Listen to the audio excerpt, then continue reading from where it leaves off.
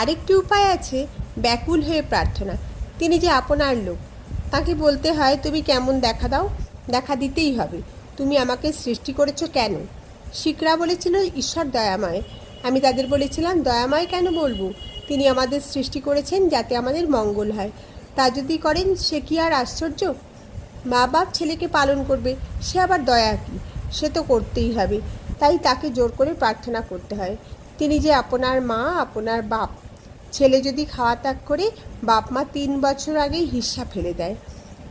আবার যখন ছেলে পয়সা চায় আর পুনঃ পুনঃ বলে, মা তোর 2টি পায়ে পড়ি, আমাকে 2টি পয়সা দে, তখন মা বেজার হয়ে তার ব্যাকুলতা দেখে পয়সা ফেলে দেয়।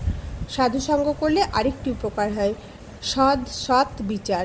সৎ নিত্য পদার্থ অর্থাৎ ঈশ্বর, আর অসৎ অর্থাৎ অনিত্য। অসৎ পথে মন গেলেই বিচার করতে হয়।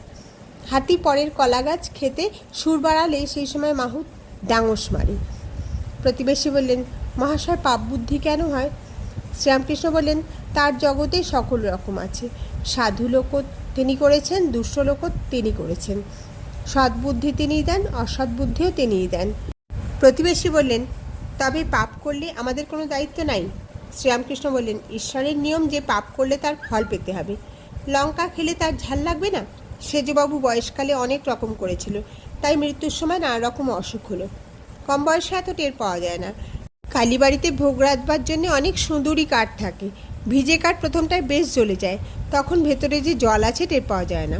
কাঠটা পোড়া শেষ হলে যত জল পেছনে ঠেলে আসে আর ফ্যাঁচ ফ্যাঁচ করে উনুন নিভিয়ে দেয়। তাই কাম, ক্রোধ, লোভ এসব থেকে সাবধান হতে হয়। দেখো না, হনুমান